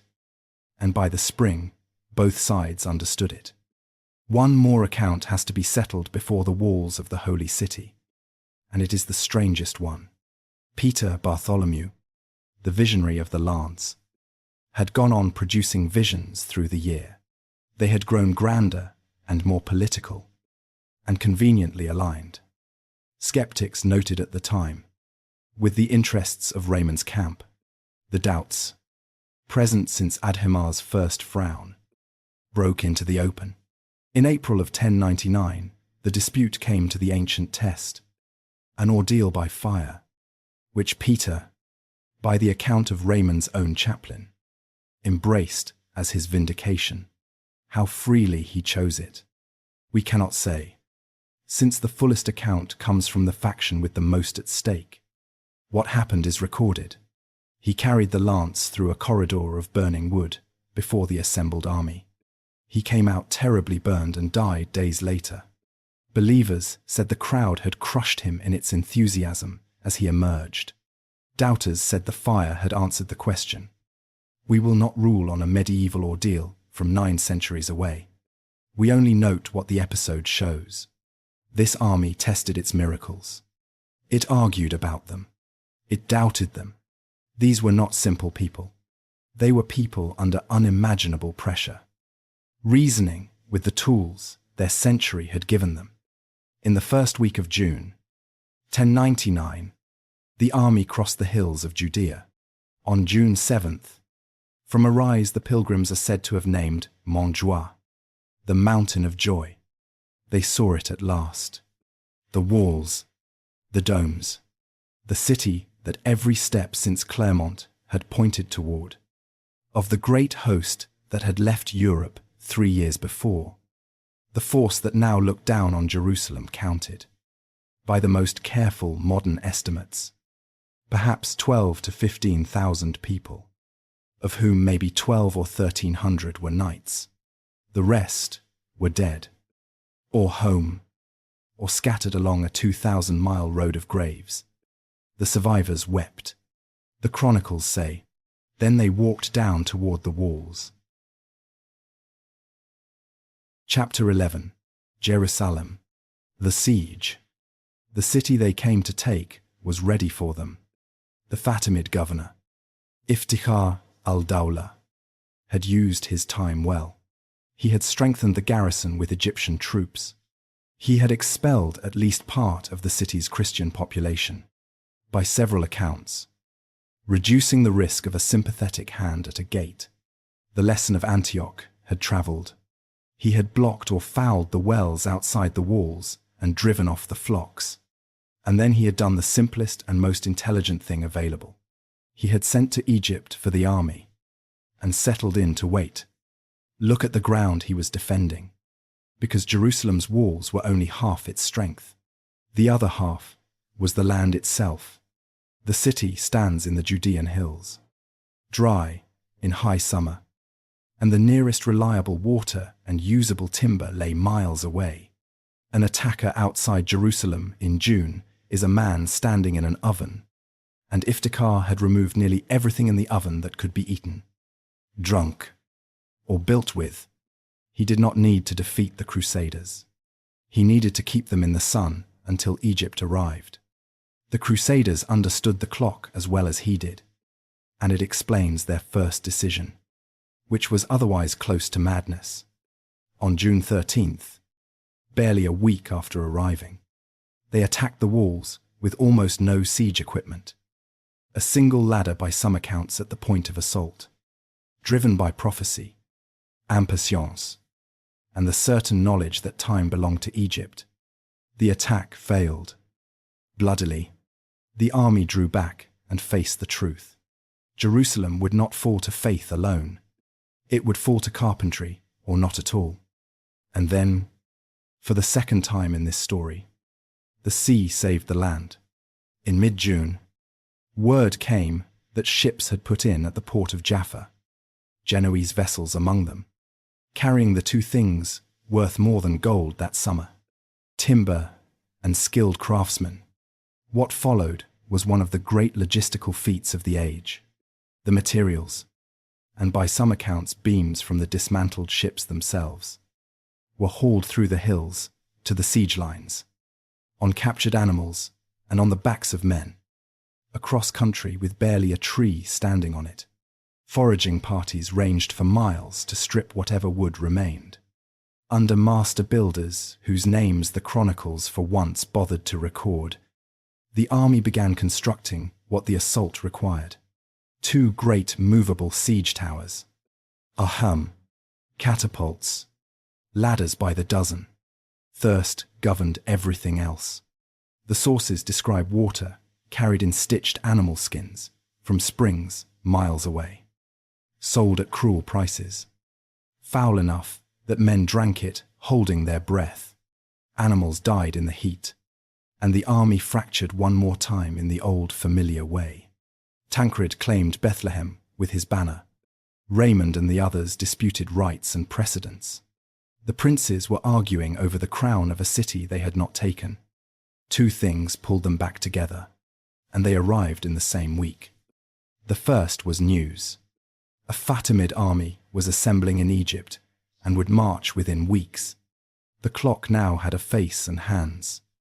The second belongs to the other story, the one this army always told about itself. A priest named Peter Desiderius announced a vision instructing the army to fast, to reconcile its quarrels, and to walk barefoot around the walls of the holy city.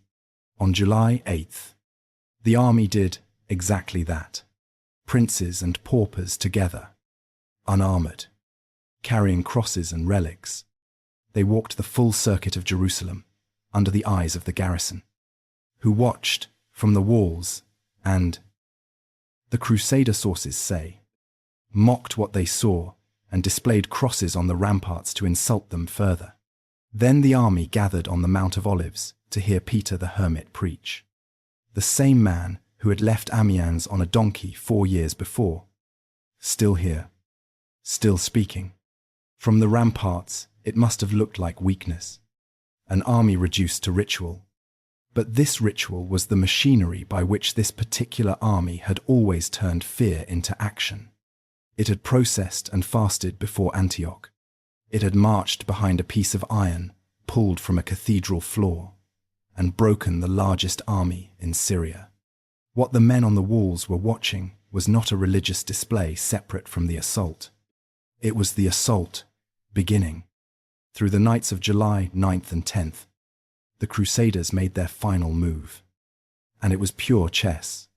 The great siege tower on the northern side, Godfrey's Tower, was taken apart and rebuilt overnight nearly a mile away. Opposite a stretch of wall, the defenders had left less prepared, precisely because no attack was expected there. Iftikhar's engineers had spent weeks ranging their catapults against positions the enemy no longer occupied. On the southern side, Raymond's tower moved against the wall by Mount Zion. The assault would come at 2 points at once, at opposite ends of the city, so that the garrison would have to divide what it had. On the night of July 13th, 1099, the towers began to roll, and the fight for the walls of Jerusalem began in the darkness. Ditch by ditch, yard by yard. Somewhere in the packed streets behind those walls were the city's people, Muslims and Jews, families who had watched the campfires for 5 weeks and heard the hymns and the hammering. Their city had been fought over for 3,000 years. It had rarely, in all that time, changed hands gently. Chapter 12, July 15th, 1099. Dawn, July 14th. On the northern line, Godfrey's tower crept toward the wall behind a screen of catapult fire, while men worked under arrows to fill the ditch in front of it. On the southern line, Raymond's tower did the same, and the defenders concentrated their machines against it so fiercely that by evening it was close to wreckage. The garrison fought with skill and with everything the age knew: stones, arrows, bundles of burning material. By the Crusader accounts, an incendiary mixture the Franks feared and could barely counter, which they tried to smother with vinegar-soaked hides. Both sides worked through the night. The chronicles record women of the Crusader camp carrying water to the men at the towers and helping haul earth to fill the ditch. One more reminder of who was actually present in these armies. Through the whole day and into the darkness, neither tower won the wall. Then came the morning of July 15th, and within a short span, around midday, the northern defense began to come apart. Godfrey's tower closed the last yards. The sources describe the Duke himself on its upper platform, shooting across at the rampart. The defenders sent fire against the tower, and the wind, the Crusader chronicles say, turned the smoke back against them. Timbers were dropped from the tower onto the wall to make a bridge, and Flemish knights are named among the first men across, with Godfrey close behind.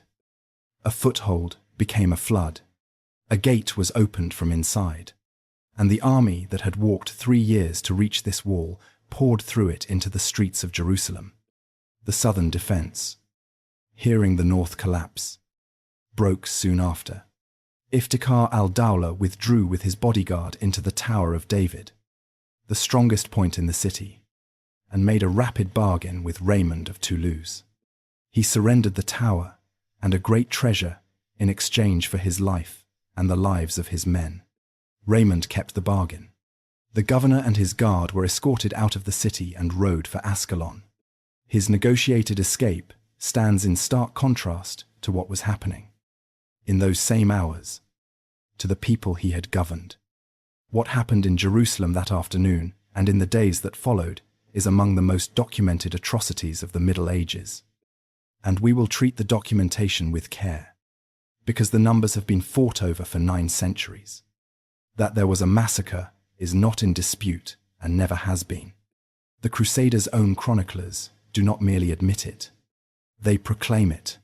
The Gesta author and Raymond of Aguilers describe streets and holy places filled with the dead, and Raymond's chaplain reached for the language of Scripture to celebrate what he saw.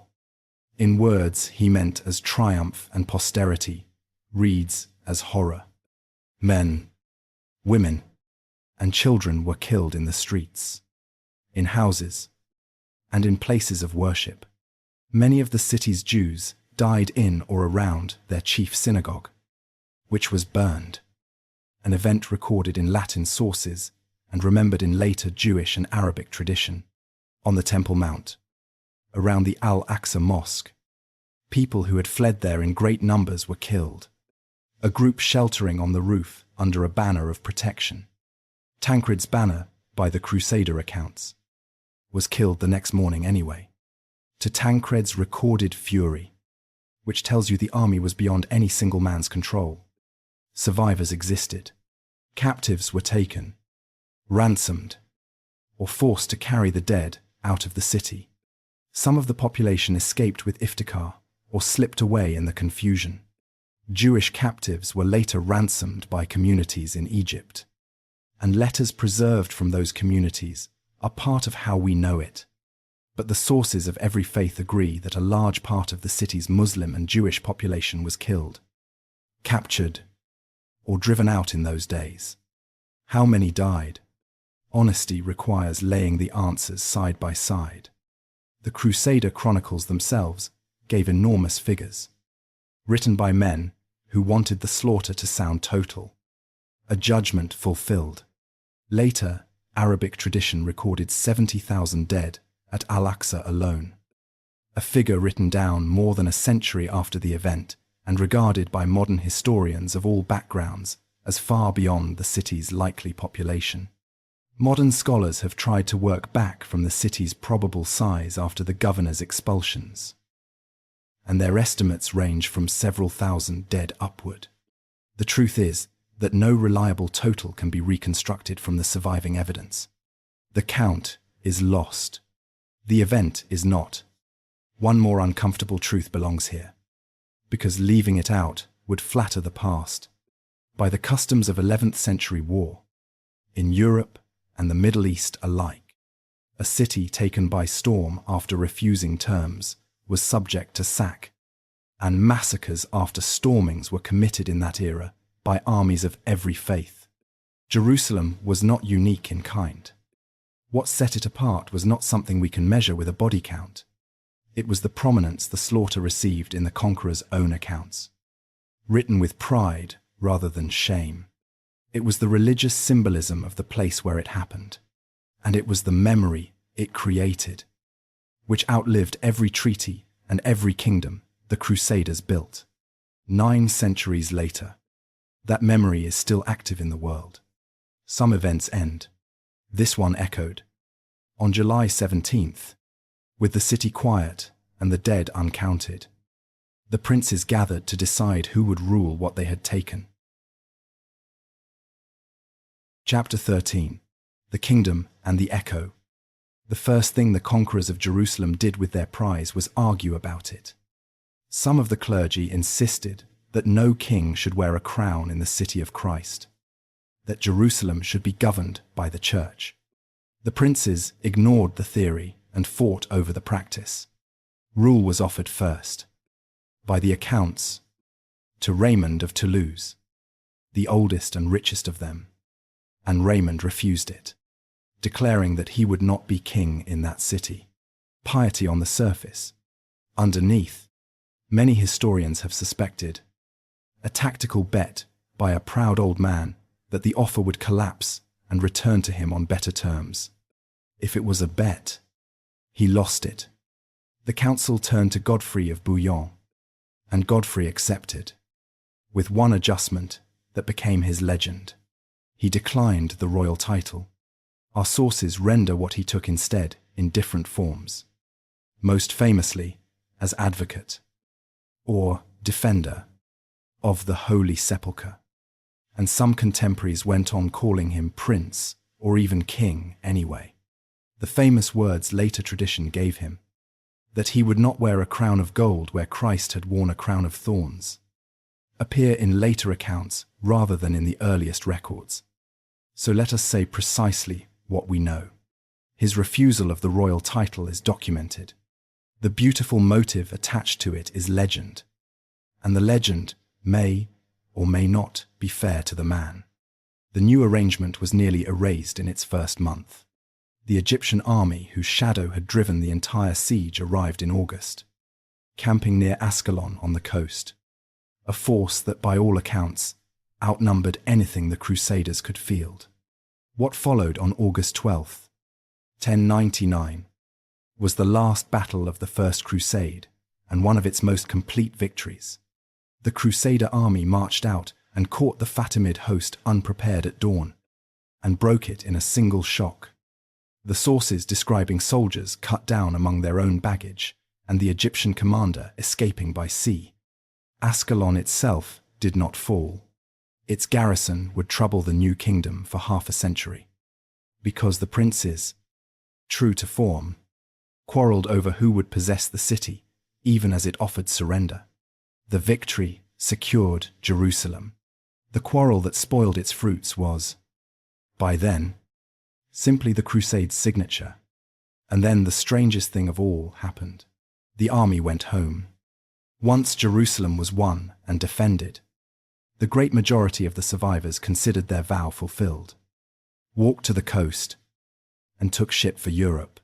They arrived home poorer than they had left, carrying palm fronds from Jericho as proof they had made it, and stories no one at home had any framework for hearing.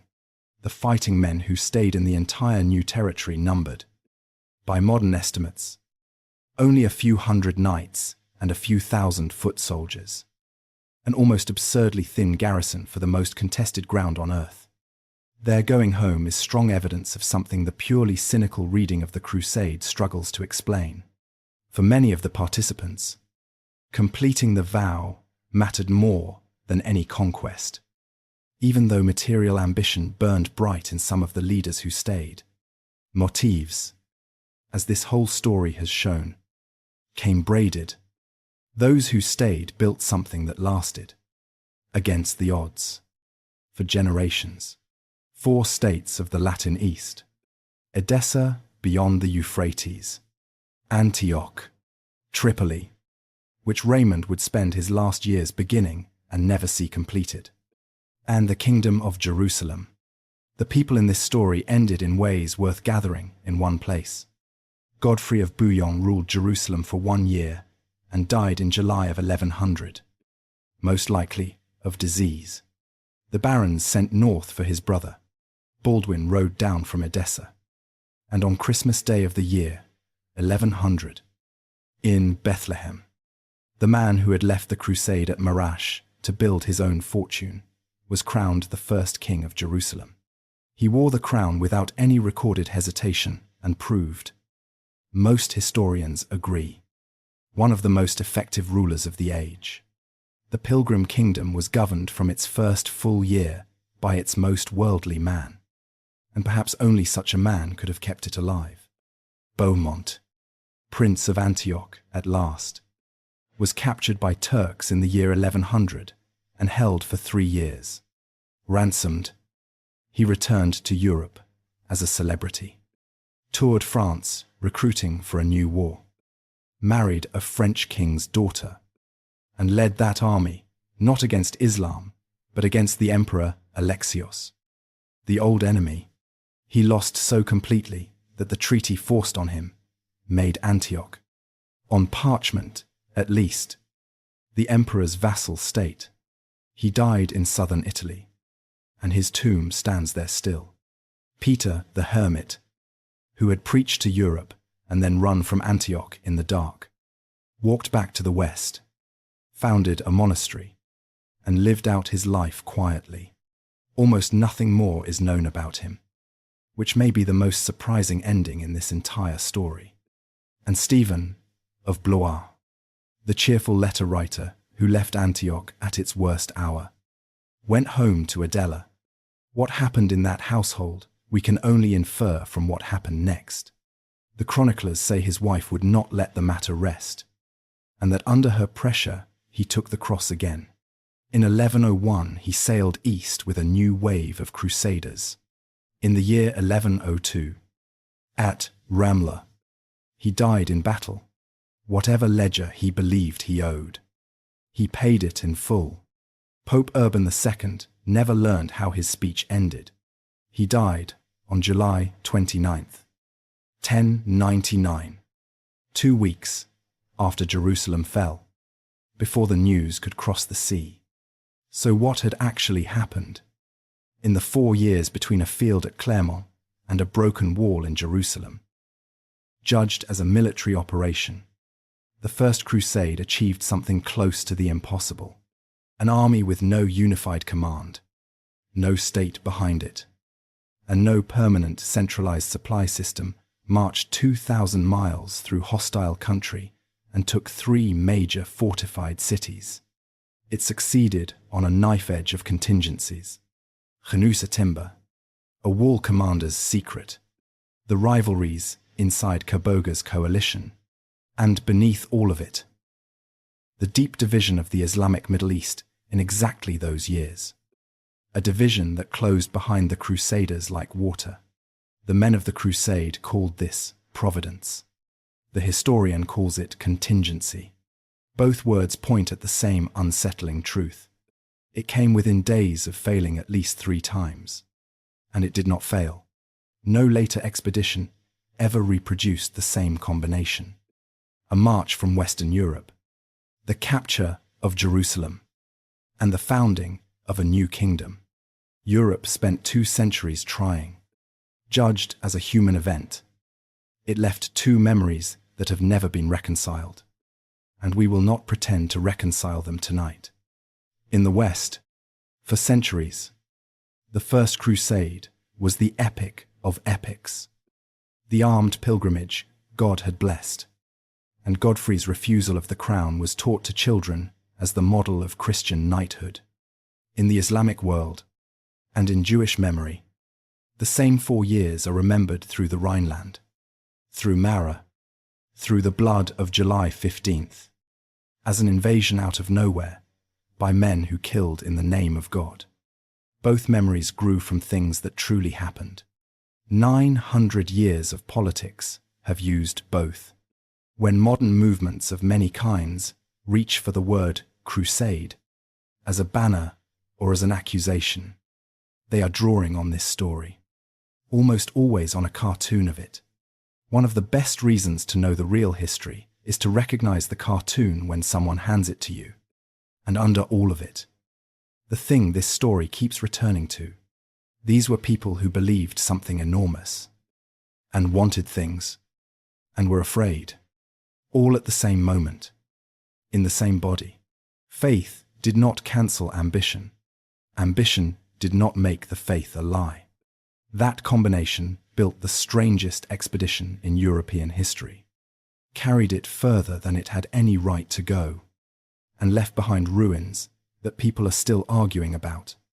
Stand, finally, where we began, the Church of the Holy Sepulchre, the goal of every step, still stands in Jerusalem, rebuilt and argued over, shared today in an uneasy ancient choreography by Christian communities that still dispute its corners. The city around it has changed hands again and again since 1099, and every ruler since has faced the question the Crusaders answered so terribly, the question of what a city holy to 3 faiths can survive. It has survived everything so far. That may be the only fully hopeful sentence this story allows. Thank you for walking this road with us. If one moment from it stayed with you, leave it in the comments, because the arguments about this history are part of the history. There are other roads and other centuries, and we will take one of them together soon.